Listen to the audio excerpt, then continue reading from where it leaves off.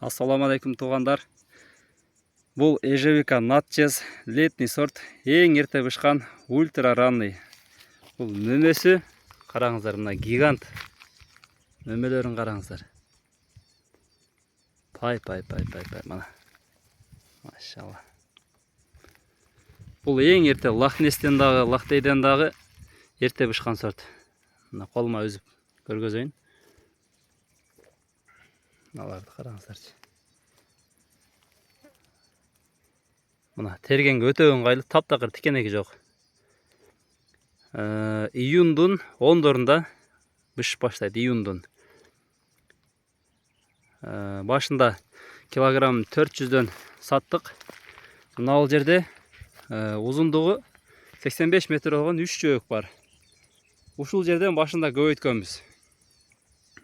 Бираз бұның көчөттөрү кымбат болгондуктан ушул жерге алганбыз башында. Анан ушул жерден өзүбүз көбөйтүп алдык. Азыркы учурда бул жактарда ошол этек жагында пойланын эгилген 1 гектар ушул сорттон. Азыр эми ушул жөөктөн канча бир тергенде прибыль болду, ошону айтайын. Бир тергенде массага киргенде таза 70 000 80 000 сом сатып аттык. Узундугу 85 метр болгон 3 жөөк. Ошондо бир 5 сотик чыгып калат ушул жерчи. Мына туугандар. Бул мына летний сорт. Мөмөсү аябай мындай, жол жүрүшү жакшы. Чоң болот туугандар мына. Таптакыр мындай тикенектери жок болот. Мына. Бул уже кийинки жылы чыккан мөмөгө даярданган бутагы. Быйылкы мөмөлөрүн көрүп тастар, мына достор. Мынантип төгүлүп атат мөмөлөрү. Окмуш. Пай мына. Азыркы учурда массадан уже кайтып калган мезгили. Мына. Ана челегиңизди бериңчи. Мынантип челектерге терип. Пай. Мына туугандар. Көчөттөрү иншалла мына августтун этектерине ошо сентябрга даяр болот иншалла. Күзүндө шунун дал өзүнүн көчөттөрү, таза көчөттөрү сатылат туугандар. Мына караңыздар. Тергенге өтө сонунда. Өрүктү алма тергенде эле тересиң мынча. Мына. Анан дагы летний сорттагы бар.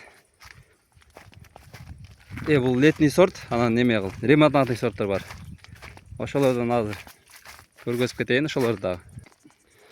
Туугандар, муну эккендечи башында өзүм Москва жергесинде көп жылдан бери иштеп жүрдүм, ушундай YouTube'дан көрүп ушуларды кылсам болот экен, мен да элдер ушундайларды эгип малина ежевикалар менен байып атат. Мен да ушуларды эгип кылсам болбойбу деген ой менен иштеп жүрдүм 3-4 жылчы. Анан кийин келип ушуларды эгип мына жумушчулар иштеп атат. Кандай болуп атат жумуш? Жумуш сүгүр, сан, пайдасы. Булар жумушчулар өздөрү тергенде эле 3000-4000 өздөрү иштеп коюшат да. Чакасы менен норма кылып иштегенде. Мына малиналар бар. Малинанын азыр сортторун бир аз айтып кетейин. Туугандар, бул кадимки эле полька сорту. Бул түшүмдүүлүк боюнча бул таң калтырат адамдычы. Караңыздар. Жөн эле башынан түйүнө чейин төгүлөт мөмөсү. Төгүлөт дегенде жерге төгүлөт деп ойлобаңыздар. Яшиктерге төгүлөт, жерге төгүлбөйт. Бунун азыркы учурда 240 сомдон тапшырып атабыз приемкаларга. 350дөн дагы тапшырдык. Аябай бизнеске ылайыктуу сорт өзү. Жаңы баштаганга ушул көчөттү сунуш кылам. Башында ушундан дагы бир 50 сотикке эгип, бир 2 гектардан иш баштайм деген адамдар биринчи 50 сотигине полька эгиңиздер. Андан кийин элитный сорттордон азырактан кошуп элитный сорттордун айырмасы булардан качествосы өтө сонун да, жол жүрүшү. Бул полька мындай терип турганда 2 күнгө чыдайт көп болсочу. Ана холодникте бул деле жакшы турат, бирок bundan бир 5 эсе жакшы жол жүрүшү сорттор бар да. Ал Маравилла, Полонез, Маргарита, Мапема деген сорттор.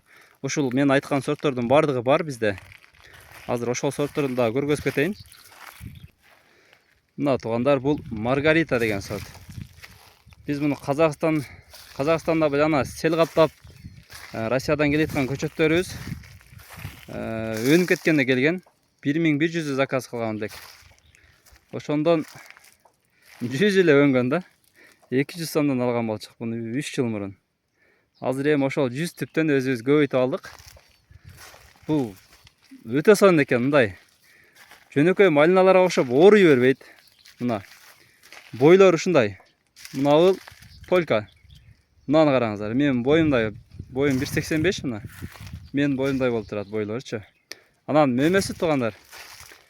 Бул оор келет, өтө сонун. Мындай эмеге караганда бир 1,5 эсе да. Оордугу полькага караганда. Анан өтө тың мөмөсү. Азыр колума эжебиканы кармап алган бойдон жүрөм. Мына көргөзүп берейин, мына карагыла. Тыңдыгын мына. Суусу да чыкпайт. Бул Маргарита туугандар. Мөмөсү чоң болот. Мына бул да Маргарита. Бунун артыкчылыгы ба Дидимела деген оорулар бар го. Вообще Дидимела деп оорубайт да. Эң малинанын опасный оорусу ошол Дидимела да, чекеден эле куурап калат го. Ошондой болбойт. Анан иммунитет аябай күчтүү малина. Мөмөсү полькадан бир 5 эсе мындай транспортабельный деп айта алам да. Даамы дагы таттуу полькага караганда. Полька даамы жок өзү негизи. Бул аябай таттуу даамы.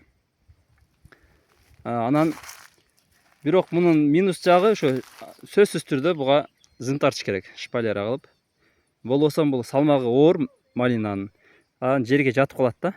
Ошон үчүн бул сөзсүз түрдө ошол зым тартыш керек, эки жагынан бир 2 катар кылып тергенге анан өтө ыңгайлуу болот.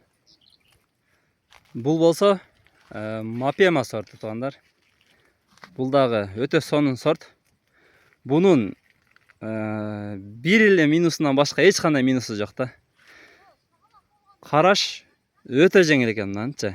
Анан өтө иммунитет күчтүү. Бул дагы баягы Маргаритага окшоп эле оорубайт. Маргаритага окшоп кетет, бирок бул башка сорт, Мапема деп. Бул мына мөмөсү дагы мындай өтө крупный, чоң мына килтейген. Мына караңыздар. Чоң болот. Бул дагы аябай мындай салмактуу мөмөсү. Анан бойлору бул мен боюман да ашып кетти. 2 метр болуп кетти бойлору. Анан мынтип зым тартып койсо тергенге өтө ыңгайлуу болот экен. Азыр 2 түшүм берет. Биринчи түшүмү мына астындагыларын терип алдык. Азыр эми мына үстүндөгүлөр уже түшүмгө кирип атат мына. Мына. Бул дагы түшүм аябай жакшы мына. Сонун. Жашоо малина терип эле жүрө бересиң. Айланып эле. Буну дагы азыр алганбыз. Ошол 50 штук алгам, ошондон көбөйттүк да. Бул Мапеманы 140тан, Маргаританы 200дөн. Ушулар популярный болуп эме болуп аткан балда кымбат болчу да. Азыр деле кымбат бунун көчөттөрүчү. Муну 1 гектарды толтуруш болбойт дегенде 1 миллион сомдук көчөт кетет да. Азырактан алып өзүңүздөр көбөйтүп алсаңыздар, жыргайсыздар. Бул эзилип кетпейт. Анан бир эле минусу дедим, бул батыраак карайып кетет да, мыначы, мындай. Өзүнүн түсү бул. Караят дегенде бузулуп кетет эмес, бул өзүнүн түсү темныйраак болот экен. Ошон үчүн буну ар күнү терсе жакшы болот экен мына. Мындай малында терип алса болот экен. Розовый болуп турган малында эле үзүлөт да булар. Ошол туугандар, азыр бир өтө сонун сорт менен биз Пшехива деп заказ берсек, бизге бир арашан малина келип алыптыр да. Ошол арашан малина менен азыр көргөзүп кетем. Анын сорту кандай билбейм. Атам Арашан деп, Англиялык Арашан деп ат коюп койду. Анын себеби бир иним нүкасы ошо Англияда иштейт. Видеого тартып жөнөтүптү да. Кудум ушул Англияда терип жүргөн малина окшош экен. Гигант да, өзүнчө эле чоң. Анын минус жагын таппадым. Азыр ошону барып көргөзөм, иншалла. Мына туугандар, Арашан деген Англиялык Арашан деп ат коюп койдук. Сортун билгендер болсо комментарийге жазып коесуңар туугандар. Мына бул мөмөлөрдү караңыздар. Мен 3 күн сапарга кеттим эле. Ошондон бери териле элек мына. Тербеңиздер, мен видео тартам деп канча күн болуп кетти. 4 күн, 5 күндөн бери мыналар турат да, малиначы бышкан бойдон. Мына караңыздар. Карайып дагы кеткен жок, эзилип дагы кеткен жок. Мына. Соп-сонун бойдон турат да. Мына туугандар. Бунун минусы жок малина экен да, мындайча айткандачы. Мына караңыздар. Мына бир эле түп, мына. Ушунчалык мына чоң-чоң мына гигант малиналар. Бир түптөн мынантип шак чыгат бияка. Капталга. Мынаны караңыздар. Ошол эле түптүн шактары кандай мөмөтүп атат, мына. 1, 2, 3, 4, 5 бутак капталга кеткен мынантипчи. Анын түбүнөн дагы экинчи немелери чыгат. Баягы. Тоң түшкөнгө чейин мөмө бергендери. Эми бул описаниясын айтып берейин бул эменин, малинанын. Бул малина мөмөсү, качествосы өтө сонун экен. Бул карайбайт, күнгө дагы күйбөйт. Көп малиналар күнгө күйүп кетет, агарыпчы. Мисалы, мына 5 күндөн бери күндө турат да туугандар. Мынаны караңыздар, бир күнгө күйгөн жер жок. Мына. Машалла. Анан бунун даамы таттуу. Полканыкындай даамы жок эмес. Даамы таттуу. Анан өзүн эң кызык жеричи мына. Өзүн кармайт экен да, мынантипчи, мына жоон өсүп чыгат экен мынанысы. Бул болгону мына бул 2-жылдык эле малина мына. Былтыр кичинекей эле көчөттөрдү эккенбиз бул жергечи. Өтө слабый болчу. Анан азык деле берилген эмес буга, эч нерсе берилген эмес. Анан мөмөсү оор. Жанагы мен айткан малиналардан дагы оор салмагы, мына. Караңыздар. Чоңдугун караңыздар. Узун болуп. Бул пшехиба эмес, бул летний сорт. Мына жазда жерден өсүп чыккан ошол бутактары мыналар. Шпалера тартылбаса дагы мына турат да. Чыгылган жок. Мөмөлөрүн өзүн кармайт. Анан бул дагы баягы ооруларга өтө чыдамкай экен. Өсүштөрү дагы өтө сонун. Мынаны караңыздар. Узун болду эле мына. Пай, мына мен бармагым караңыздар. Мына гигант малина. Өзүбүз таң калтабыз бул малиналаргачы. Мына.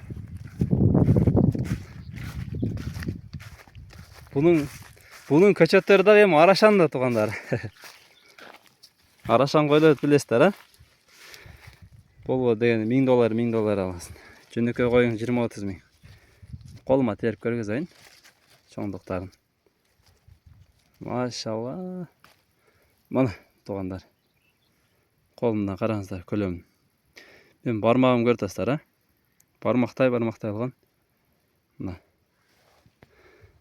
Анан дагы сары малина бар. Бул сары малинабыз. Мындай сап-сары болгон малиналар бар. Буну ошол огородторго эгип койсоңор болот туугандар. Адамдар ушундай таң калып жей турган малиналар да мына. Бул да даамы сонун. Анан бул мына өтө сонун өсөт экен бул дачы. Сугарбай койсоң деле тура берет. Өтө сууну көп талап кылбайт да. Бирок эми таптакыр сугарбай койбойсуң, сугарып. Анан ооруларга өтө чыдамкай бул да. Таптакыр оорубайт экен бул негизичи. Бул болсо туугандар, бул өтө мындай ооруларга чыдамдуу. Эч бир мындай өлбөс житпес тикенек. Ушул тойгузду да ушу тикенектерчи. Бул апамдын өспөй калган макалары туугандар.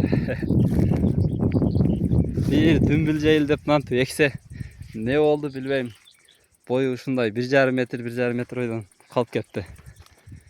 Жегилеке бияка картошка эгишиптир. Мына караңыздар. Жейбиз эми ос тигенге болот. Келип тойсуңуздарса жеп, көрүп, көчөттөрдөн бурон кылып кетсеңиздер болот туугандар.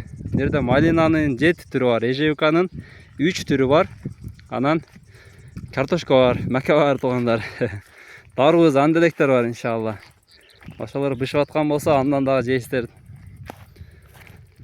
Анан азыр дагы 2 түр эжевика калды, ошолор менен тааныштырып кетейин. Эми мынаны караңыздарчы туугандар. Пай дейсиң да бул жерге келип айтпай кое албайсың. Төгүлүп калган жөнүндө жүзүм. Мына туугандар, машалла. Буну ойлоп калдым баягы. Эшиктин астына, үстүнө зын тартып туруп, жүзүмдөй кылып эгип койсо дагы мынантип салбаңдап пышып тура берет экен депчи. Анткени мыналар жүзүмгө окшош экен да. Мынантип узун болуп салбаңдап калат экен. Анан бунун өзү бышканда аябай таттуу болот. Жакшы бышкандары. Мына бул мотоблок туугандар, бул фрезасы менен. Аябай күч берди бел, машалла. Мына бышкандары. Тикенеги таптакыр жок. Билесиздер, о айылдарда, кашаларда тытылып атып ушуларды жейт элек го. Бул ошондой эжевиканын эми таптакыр тикенеги жок. Караңыздар, мына жүзүмдүн эле бутагындай эч кандай тикенеги жок. Ичине мынаны кирип алып жесеңиздер ham эч нерсе болбойт, тытылбайсыздар. Мынантип эми пойланын бешкектир пойланы айлантып апам ушинтип ашкабак эгип чыгыптыр да туугандар. Ушунун пулун өзүм алам депчи. Биздин бир тууганыбыз бар, оптум. Баягы чет өлкөгө ашкабактарды ташыйт. Ошол опту менен алып кетип калат, жийип. Бул жерде да ашкабак сонун болот, бирок чоң болот. Айлантып пойланы бешкекти эгип салыптыр. Ушинтип жумуш кылтабыз туугандар. Ошо мен дагы ушуну местайт этип, мурдатан үйдөгүлөргө айтып жүрдүм. 4 жыл катар ушундай иш кылайлы депчи. Кылдырышпай тагы акыры көнүшүп, баардыгыбыз үй бүлөбүз менен киргишип ушинтип бешкекти жерди түптөдүк туугандар. Азыр аябай жакшы өмөлөрүн сатып атабыз. Бул Беловодский, село Беловодский, Кара-Балтага кетип аткан жерде. Мына жакта баягы Сосновка. Аябай салкын сон жер өзүчү. Мына бул туугандар, бул Black Gem деген сорт. Караңыздар, малинадай болуп эле өсүп турат, өзү эжевика. Мына караңыздар. Мына бул эми бышайында атат. Быша баштагандар дагы бар. Бул малинадай болуп эле өсөт мына. Геракл, Полька дегендер билесиздер да. Ошондой болуп жерден быйыл чыккан эле бутактары мыналар. Мына быйыл чыккан бутагы эжевиканын мөмөнү түйүп турат, караңыздар. Учуп бышат. Анан мына капталдардан чыгат, оналары түйөт, мыналар түйөт. Ушу капталдап чыгып келе берет мынтипчи. Анан эң кызык жери туугандар, мунун эң сонун жерин айтайын азыр. Мына бул 3 жылдык көчөт. Наркыларды биз былтыр сатып салганбыз. Былтыркы тамырдан чыккандар булардын бардыгы. Мына бул 3 жылдан бери ушул 3-чү жыл өсүп атат бул жерде. Ушу калып кетиптир бу жерде. Мына бул жерден мына бул шагы мөмөт терип болду бу жерчи, мынанысыначы. Былтыркы калган бутагы. Мынандай болуп шагалак берет экен да. Нат чез менен бирдей бышат. Анан кызык жери бул былтыркы бутагынан калганын терип бүткүчө. Мына жазда чыккан бутактары мынантип уже мөмөгө кирип, булар быша баштайт да. Мына караңыздар. Бу жерден өзү бир түптөн 11 түп чыккан экен, мен бир 5-өөнү калтырып койдум, калгандарын кырып калып салдым. Анан учунан баштап быша баштайт. Бышып, анан ёлкадай болуп, мына караңыздар. Капталга чыгып кете берет. Анан ушулары мынандай болот. Арчадай болуп эле чыгып кете берет. Анан ушулар учунан мөмө түйөт, мына караңыздар. Мына. Эң кызык жери бул Кар жааганга чейин, кыскасы тоң түшкөнгө чейин мөмө бере бересиздер. Жаздан баштап тоң түшкөнгө чейин мөмөнү тере бере турган сорт туугандар. Анан бул малинадай эле түбүнөн кыркып алып салынат күздө. Үстү жабылбайт. Анан мына бул бутактары бар. Мындай жерден баштап мындай ортосуна чейин мөмө албайт да. Ошону анан кечирээк чыккан бутактар бар мынтипчи. Мына караңыздар, эмчип келатат.